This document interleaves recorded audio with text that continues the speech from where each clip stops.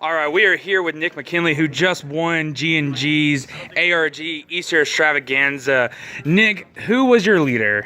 Well, today my leader was the SS3 Goku. All right, and now we're going to go through your deck list. Can you break it down for us? All right, so starting out, we have Planet Vegeta. With this leader, we wanted to do Goku Apes, so Monkey Coup. So obviously, if you're going to run Apes, you need Planet Vegeta, and we want to hit this as early as possible, so we did run 4 of them. Moving on to Senzu Bean, I think this is set 3. Everyone knows what Senzu Bean does at this point. We did want to go ahead and include 4 in there because sometimes it is good to untap the energy so you can make extra plays because you only get the 6 energy. So being able to untap one and make an extra play is really good. Then we have March to the Great Ape. Now, we thought about only 3 of this, but we decided on 4 just because of the card draw. We really wanted that extra card draw with this, so we went ahead and went with 4. Plus, obviously, dropping 2 Apes and replacing them in your hand is always great. We decided with 3 Whis. The reason is with all the other Saiyans that you're going to see, we basically get free 10k combos all throughout our deck. So we only need 3 negates usually for game 1. A lot of times we may side in some other ones, which we'll go into, but that's the main thing we do for that. So now on to the no opening Son Goku. I do love those foils, they're beautiful. So with this, a lot of times your opponent on their first or second turn, depending on if they go first or not, they're usually going to attack you once. They think, okay, well, I'll just leave them at 5 life, it's no big deal. So having this to, on my turn, swing back, take the life and awaken, I awaken on my first or second turn a lot throughout the day. Like, it was just so easy. I got that card a lot. Right. So then Piccolo, 10k combo. I think everyone knows what that does at this point. Same thing with the Gohans. Now with this deck, because we are doing the Apes, the Gohan was a free combo. Especially seeing a lot of mecha in the day, whenever they attack us, we combo the Gohan, and back on our turn it swings. A lot of times it'll waste one of their blockers, because you know they'll have their own Apes up to block. That'll waste one of their blockers, so we can swing in with something else that's a little bit better. On to the Fu. This is honestly, this is probably one of the best cards that's came out since set 3 released. Just 1 energy, draw 2 cards, 25k double strike. The way Cold Bloodlust works with Overrealm now, a lot of times they have to basically Cold Bloodlust blind into the Overrealm, so they don't waste it the first time because they think it's going to be like a TP Trunks or something like that, and they don't want to waste their Bloodlust on it. So the first time you resolve this in a match, usually it goes through, even if it is a mecha. The Son Goten Family of Justice. So this one was really good, I think, in the game 1s against the mechas, whenever they would play out the King Vegeta, the 3-drop, but not evolve. Especially if I was already on my 5-drop, because then it becomes a free combo because it is a Saiyan, and I would pop their 3-drop. It was really good. I think I did also use it on a Yajirobe once, so that was really cool. So then we go on to the Gokus. This Goku, you get 4 of these for every red starter deck you buy. If you haven't bought the red starter deck, you need to pick it up because those cards are really good, especially in this deck, because we do get out the 5-drop King Vegeta, so it becomes literally another free 10k super combo. Yeah, so there's not too much to say about that. Right. Just free 10k. So 3-drop Vegeta into the 5-drop King Vegeta. I think this is also pretty self-explanatory now. What sucks is because we're not running a yellow leader, we can't Shugesh into the Vegeta and then evolve in the same turn. So half the day I ended up just hard casting the 5-drop just because, you know, they would end up killing that before it came back to my turn. But with this leader, you get the free 3 energies every, you know, at the end of your turn. It's like just tapping out to play that was not bad at all. Like it actually felt pretty good. So this is probably the spiciest card in the list. This King Cole, I think with this deck list and in this meta, nobody saw this coming. And in this deck, it is so good. The main drawback is that it does take 3 yellows, but I mean, you're going to charge 3 yellows in this deck, so it's not the worst thing ever. So basically, when they attack, you can play this as a counter or as a negate. The attack gets redirected back to this, and it does have revenge. So a lot of times, if they would swing in with this, and this is the only thing that's giving their monkeys, you know, barrier, just King Vegeta, it would kill their 5-drop, and none of their monkeys had barrier at that point. The other thing is, it also, when it comes into play, you can tap down one of their cards.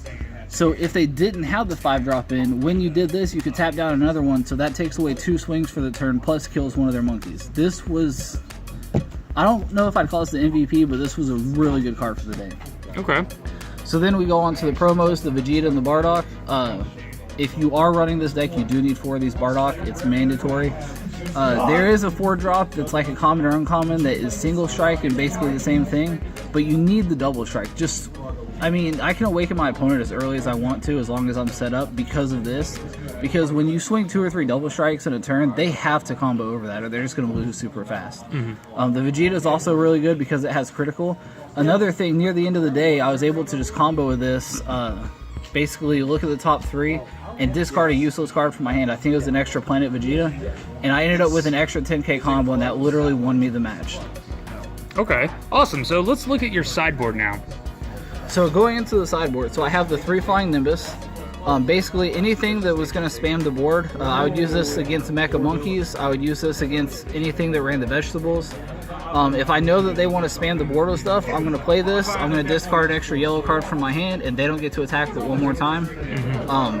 Yeah, this really helped me quite a bit. This was sided in almost every single match today, at least 2 of them, if not all 3. Okay. Prince of Speed, I think this was probably the side deck MVP. A lot of times, you know, you combo quite a bit. Sometimes your hand ends up getting kind of low, especially if you have a hard time awakening. So siding some of these in, if I felt like I didn't need the Goten after game 1, I would just side these in. 2 extra cards, 20k double striker. Also, it's a blue energy, so if I flip this over on turn 1, it doesn't hurt me as bad as this would. And because it is the Saiyan, it also becomes a free 10k combo.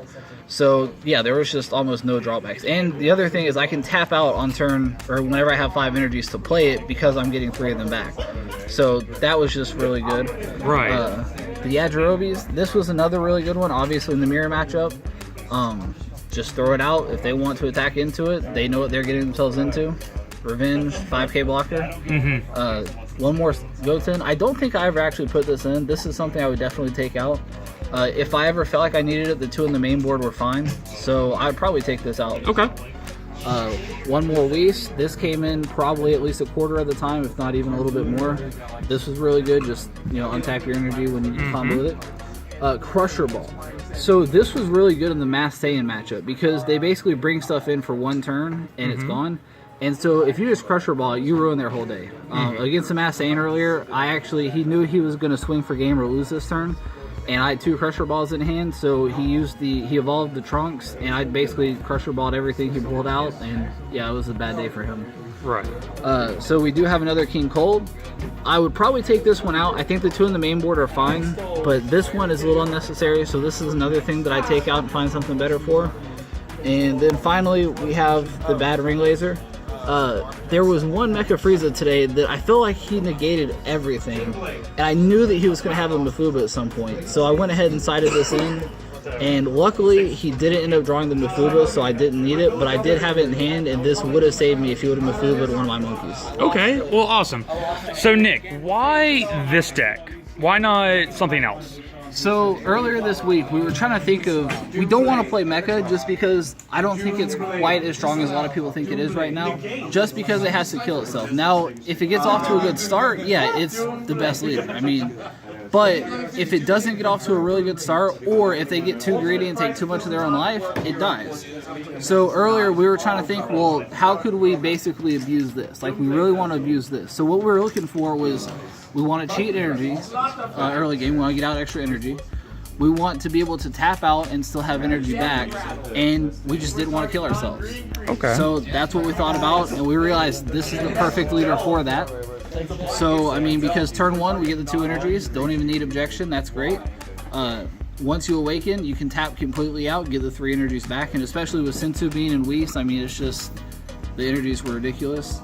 And then, yeah, so we just got to cheat energies and abuse the Saiyans all day long. Right. So what was your toughest matchup? I think the toughest matchup, honestly, all day was either the mirror match, because a couple of my teammates from Crestview played the same list. So either just the mirror match or a Mecha Monkeys that gets going before you do. Because they do have, I mean, they can objection 2 or 3 times on turn 1 plus Manaka, and like, if you tap out early before you're awakened, then they can really just abuse that. So there was once or twice where a Mecha Monkeys deck kind of got ahead, but other than that, it was honestly an easy day. Okay. So you kind of touched on this during your deck tech, but what was the MVP card? Ooh, I mean, it's got to be the 5-drop King Vegeta. Like, Okay. if it wasn't for this, the deck would not work because we have so many 10k combos. Like, if you took this out and then looked at the deck, you just think to yourself, like, wow, you're going to die in the first 3 or 4 turns because you can't combo with anything. And so it really comes down to that because we could just combo so many 10ks. I mean, because of it, we had 8 super combos. Like, it was just ridiculous. Okay, and so if you could make any tweaks to this list, what would you do? To be honest, I would probably sideboard the King Colds and mainboard the Yajirobis. But aside from that, I really like the list. I think it's a really solid list. I might also find something else to go on the main board for this. Maybe I'll just mainboard the Prince of Speed, I don't know. But those are probably the only 2 things that I'd really change. All right, well, Nick, congratulations for winning G&G's ARG Easter Extravaganza. Thank you. And thank you for participating.